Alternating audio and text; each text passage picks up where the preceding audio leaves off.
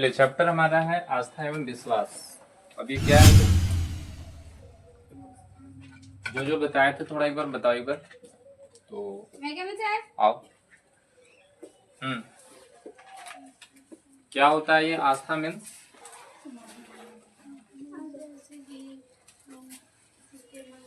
बताओ। आस्था मीन्स यहाँ बताया जा रहा है कि ये मान्यता है कि सृष्टि की रचना किसी अदृश्य शक्ति में है, कि सृष्टि जो बनाया है कोई आदमी नहीं बनाया है, ये कोई ऐसी शक्ति है जो उसको बनाया है। बात समझ में आ रहा है? तो आस्था हो गया। और आस्था का सिंपल मीन्स हम बताए थे कि कोई अगर हम गॉड को पूजा कर रहे हैं तो इसका मतलब है ये नहीं कि वो बोले हुए हैं और हम लोग जा रहे हैं। अभी तक कोई गॉड बोला है कि आप आओ मेरी पूजा करो और उसके बदले में हम ये देंगे? जब भी बोलता है तो वो इंसान बोलता है या दानव ही बोलता है? गॉड कभी नहीं बोलते।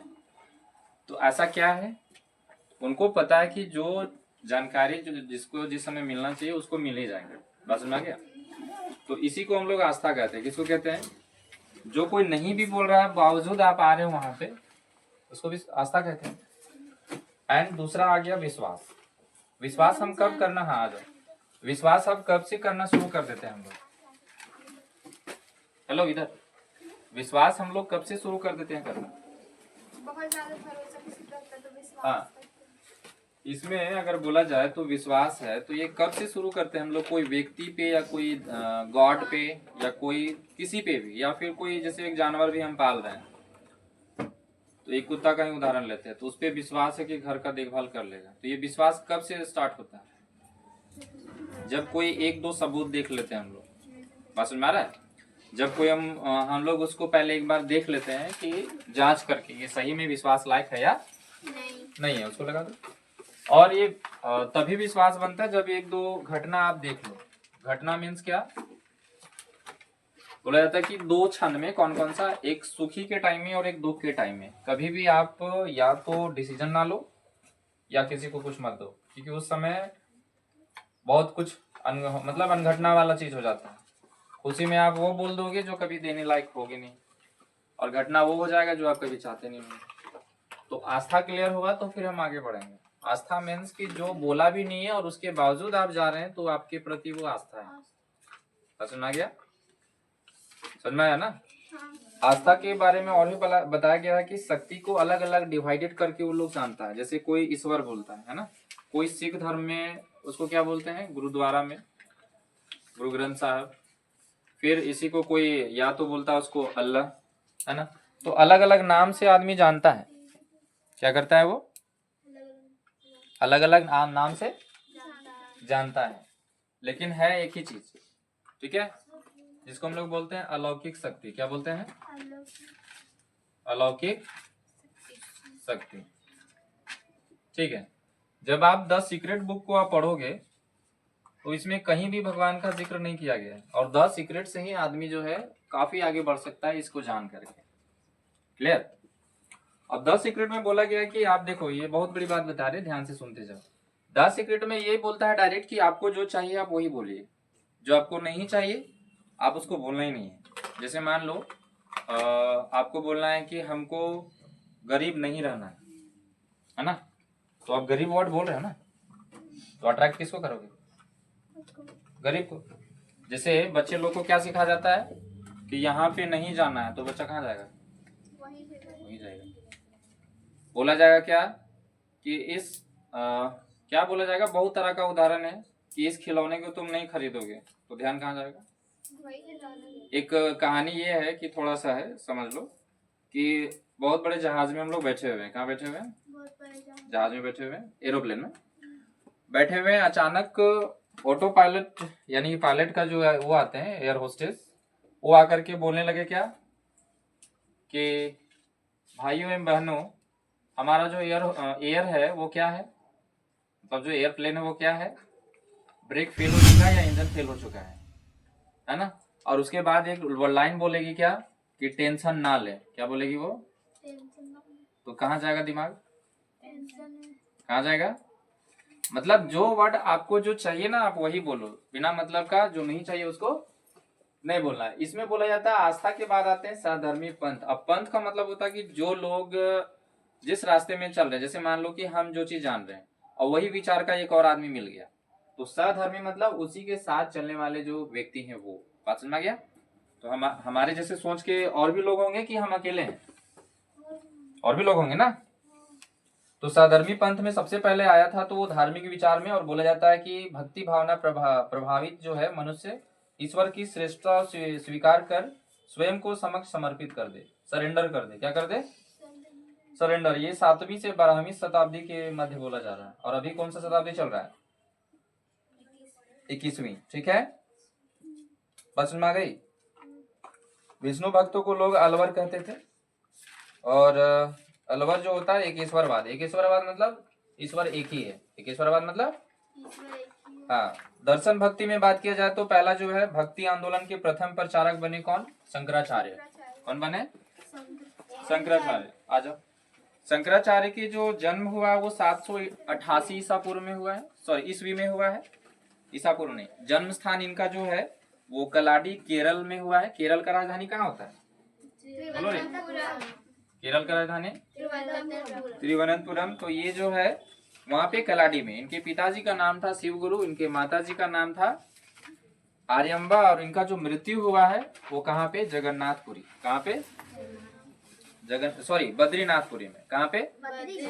हाँ, तो वहां पे हुआ था। और उसके बाद फिर यहाँ बताया जा रहा है कि ये ईश्वर की प्राप्ति के लिए सारा बात वो करते थे। समझ में आ रहा है? तो ये था। तुलसीदास जो है वो रामचरितमानस को लिखे हैं। क्या लिखे हैं? रामचरितमानस। यानी केवल ये राम के बारे में जानते हैं और इतना अच्छा से लिखते हैं। ठीक है, पूरा रामायण नहीं लिखे हैं। लवकुश का जो कांड है वो वाल्मीकि लिखे हैं, है ना। लवकुश रामायण कौन लिखे हैं? हाँ रे, बिना बुक से ही बता रहे। लवकुश जो है रामायण वो कौन लिखे हैं? वाल्मीकि ऋषि। कौन लिखे हैं? हाँ। अभी वाल्मीकि कौन है? तो वाल्मीकि वो थे, पहले ये डाकू थे वाल्मीकि, है ना। और बोला जाता है कि हर आदमी का समय चेंज हो जाता है, मतलब सोचने का तरीका चेंज हो जाता है। तो लवकुश का जो रामायण लिखे हैं वो कौन लिखे हैं? वाल्मीकि। और रामचरितमानस का रामायण कौन लिखे हैं? तुलसीदास। तुलसीदास के बारे में छोटा में जब वो बचपन में थे तो बोला जाता है कि जब उनका जन्म हुआ था तो कोई भी बच्चा का दांत देखती है क्या? लेकिन तुलसीदास जी का दांत था। क्या था? तो उनके मम्मी पापा डर गए कि पता नहीं कौन सा बच्चा आ गया। जन्म के साथ किसी का दांत होता है? नहीं होता है।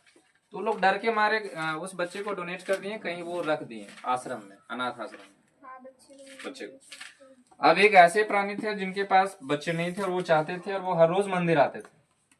अनाथ आश्रम वाला क्या किया कि वहां पे वो मंदिर पे तक पहुंचाए। ऐसे तो रखना चाहिए था, लेकिन वो जन्म से था तो उसको कैसे रखा जाएगा? अनाथ आश्रम में थोड़ा बड़ा भी चाहिए, है ना। तो बोला जाता है कि इनको फिर उठा करके कोई दूसरे उनके जो मम्मी पापा बने, जो अडॉप्ट किए, जो उनको लिए, गोद लिए, है ना। अडॉप्ट करना मतलब गोद लेना। तो वहां से लेने के बाद ये बड़े हुए, और बोला जाता है कि जब ये बड़े हुए तो इनका जो है पढ़ाई वगैरह वही लोग कराएं, लेकिन बावजूद जब ये बड़ा हो रहे थे उसी समय उन दोनों माता पिता जो अडॉप्ट किए थे उनको, वो भी डेथ कर गए। ठीक है, तो फिर वहां से चलने के बाद क्या किए, ये इस जगह पे भी आए। कहाँ पे? वहां पे आए, और बोला जाता है इनको बहुत तकलीफ हुआ, बच्चे से लेकर के अभी तक बहुत तकलीफ हुआ। समझ में आ रहा है? और जब ये तकलीफ उठाए तो लास्ट में ये क्या हो गए, एक कवि भी बन गए और एक कथाकार भी बन गए। कथाकार मतलब कथा भी लिखे, कौन सा? रामचरितमानस, है ना। तो आप लोग कल हम बता रहे थे कि एक भाषा होता है जिसको हम लोग बोलते हैं अवधी। क्या बोलते हैं? अवधी। तो ये क्या किए तुलसीदास के सबसे पहले रामचरितमानस को वो संस्कृत में लिखना शुरू किए। किसमें लिखना शुरू किए? संस्कृत में। और जब ये संस्कृत में लिख रहे थे तो हो क्या रहा था कि पहला दिन लिख रहे थे, दूसरा दिन मिट जा रहा था ऑटोमेटिक। पहला दिन लिख रहे थे, दूसरा दिन हाँ जी मिट जा रहा था। तो ये देख करके आश्चर्य हो गया कि जो लिख रहे हैं पीछे वाला मिट जा रहा है, तो फिर आगे क्यों लिखे? सोच में पड़ गए। तो बोला जाता कि जब आप रामायण रामचरितमानस का निर्माण कर रहे हैं और कोई आदमी जान ही नहीं पाएगा। जैसे देख लो क्लास 10 में संस्कृत वो समझ में नहीं आता है सर। आता है सर। देखो अभी बोल रही आता है सर। आता है जिसको आता है उसका हमको हाँ, गिनती बोले बता तो बोला जाता है क्या कि संस्कृत अगर सबको नहीं समझ में आएगा तो आप उस भाषा को लिखिए किस भाषा में? अवधी भाषा में। कौन सा भाषा में? अवधी भाषा ऐसा होता है लगेगा कि आधा जो है अलग टाइप का बोला जा रहा है, जो एक छोटा मोटा किसान भी समझ सकता है। कौन समझ सकता है? छोटा मोटा किसान। अवधी भाषा ऐसा ही होता है। एक और होता है जिसको बोलते हैं हम लोग ब्रज भाषा। कौन सा भाषा? ब्रज भाषा। तो ये अवधी भाषा में लिखना शुरू किए, एक घटना और हो जाता है इनके पास, है नहीं? एक घटना और क्या हो जाता है, जब ये लिख रहे थे क्या बोलते हैं हम लोग, जब वो हनुमान जी बगीचा में गए थे तो कौन सा कांड? लंका कांड, है ना? एक बहुत सारा कांड है, 7 कांड है टोटल। तो बगीचा वाला में जाते हैं तो बोला जाता है कि जब सीता माँ से वो मिलने गए थे तो वो बोल रहे थे कि वहां पे लाल फूल था। कौन सा फूल था? लाल फूल था। और जो तुलसीदास थे वो लिख दिए ना वहां पे ना सफेद फूल था। क्या फूल था? कौन सा फूल था वो? अब जब लिख दिए वो कि सफेद फूल है और हनुमान जी खुद वहां पे जाके देख रहे हैं लिखा हुआ है सफेद फूल और हम देखे हैं क्या? लाल फूल। तो वो गुस्सा मान गए कि हम वहां जा खुद ही वहां का हम घटनाकार हैं, मतलब वहां पे गए हुए थे, तो आप कैसे लिख सकते हैं सफेद फूल था वहां पे? आप किसका बात माने, हनुमान जी का या तुलसीदास का? किसका बात माने हम? सफेद फूल जो तुलसीदास लिखे हैं वो, या हनुमान जी बोल रहे थे लाल फूल हम देखें वो? किसका सही है? तो ध्यान से सुनो। अब ये जो तुलसीदास थी ना, ये बोले आप अपने प्रभु से पूछ लो कि वो क्या था, या अपने माता से पूछ लो सीता माँ से कि वो क्या था, सफेद था या लाल था?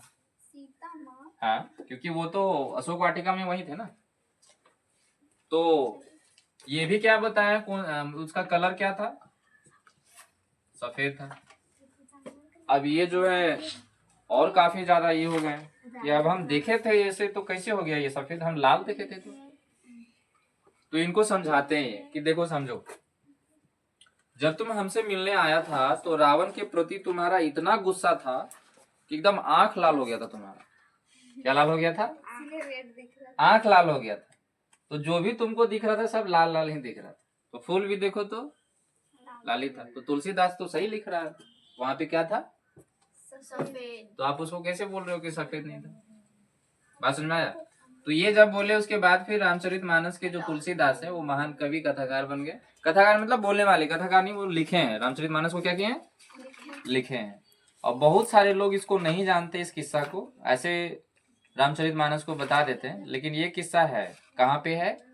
तो ये रामायण जो लास्ट में बताया जाता है वहां पे। बात सुना गया? तो ये था तुलसीदास के बारे में। अब सुनो आप कबीर के बारे में। किसके बारे में? कबीर के बारे में। हो जाएगा तो बताना है। लो आपका उधर। हाँ, तो कबीर क्या है, बोला जाता है कि इनके पास कोई डिग्री वगैरह नहीं है। जैसे हम लोग क्या करते हैं ना, खूब पढ़ते हैं, सर इतना पढ़ेंगे उसके बाद फिर क्या होगा, डिग्री लेंगे, उसके बाद जॉब करेंगे या बिजनेस करेंगे और अपने नाम को खूब रोशन करेंगे, यही ना करते हैं। लेकिन कबीर के पास कोई तरह का डिग्री नहीं था। बोला जाता है कि कबीर का जन्म कहाँ हुआ, कैसे हुआ, कोई नहीं जानता। उनके ओरिजिनल मम्मी पापा कौन है नहीं जानते। कबीर को भी कोई दो मतलब जो है दंपति मतलब समझते हैं, पति पत्नी। हाँ, तो ये क्या किए, कबीर को क्या किए थे, गोद लिए थे। क्या किए थे? ये गोद लिए थे। अब देखो समझो, बार बार बोल रही हैं कि एक हैं भगवान राम के पुत्र जिनका नाम है लव कुश। क्या नाम है? और एक हैं कृष्ण के पुत्र। किन्हीं को पता है उनका नाम? नहीं पता है ना? कृष्ण का पता ही नहीं है? लेकिन पता है? नहीं पता। अब ध्यान से सुनो, ऐसा क्यों होता है। अभी आपका जो भ्रम है कि कितना परेशानी आता है हमारे पास, तो वो टूट जाएगा। भगवान राम के पास भी तो कोई लग्जरीज का कमी नहीं था। लग्जरी मतलब अच्छा घर, है ना, सारा चीज, संपत्ति वगैरह। तो बोला जाता है कि लेकिन उनका जो बचपना बीता वो कहाँ बीता? कहाँ बीता? जंगल में। कहाँ बीता? जंगल उनके पिताजी राजा और उनका समय कहाँ बीत रहा है? बचपना जंगल में। जंगल में। कठिनाई होता है या अच्छा मिलता लगता है? कठिनाई होता है। और भगवान कृष्ण के जो पुत्र हैं उनका हमेशा लग्जरियस वाला जिंदगी मिला है। आप ध्यान से समझो, होता क्या ना कि जो कठिनाई को नहीं झेल पाया या नहीं देखा है वो अपनी लाइफ को कभी कर ही नहीं सकता, आगे बढ़ा नहीं सकता।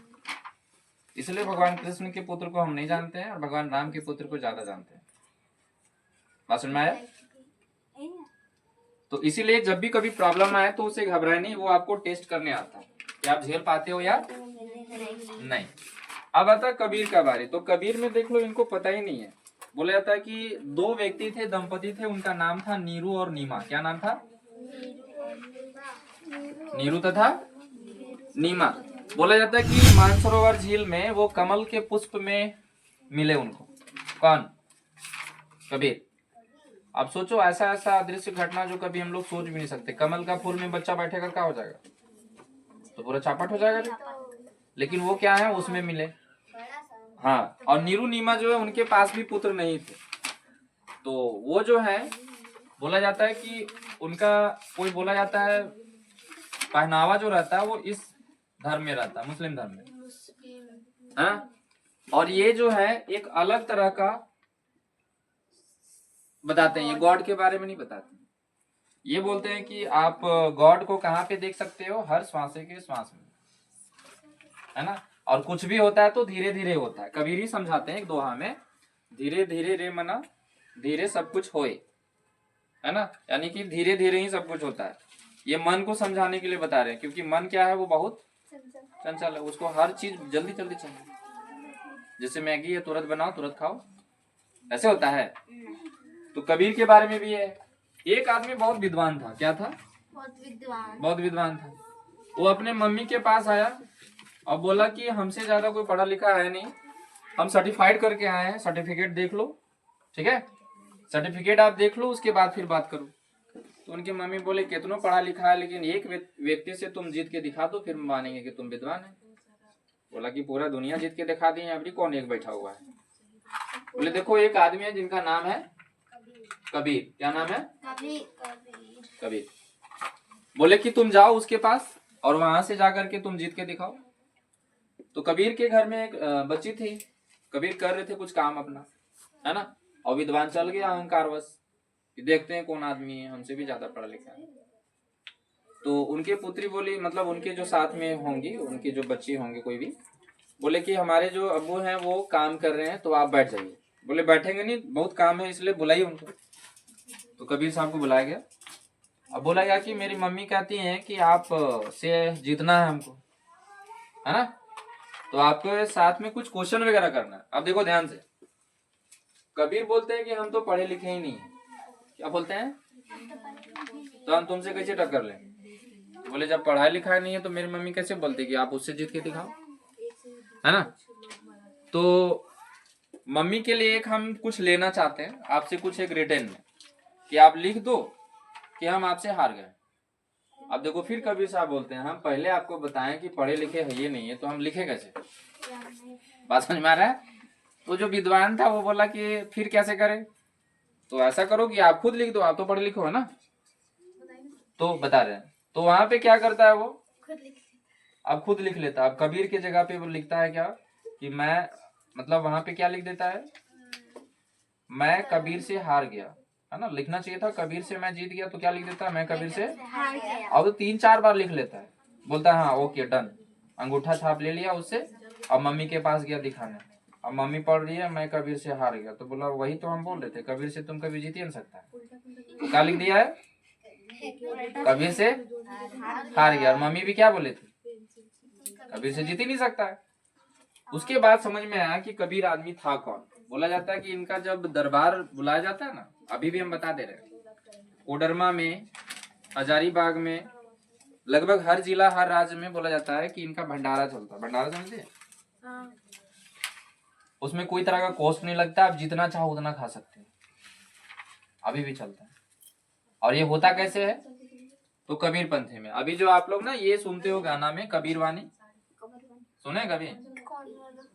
ये गाना सुने होंगे कि प्यासे को पानी पिलाए नहीं तो बाद में पिलाने से क्या फायदा? क्या फायदा? तो ये कौन बताया है? कबीरदास। कबीरदास। बात समझ में आ गया? तो ये थे कबीर और इस तरह के उनके व्यक्तित्व थे।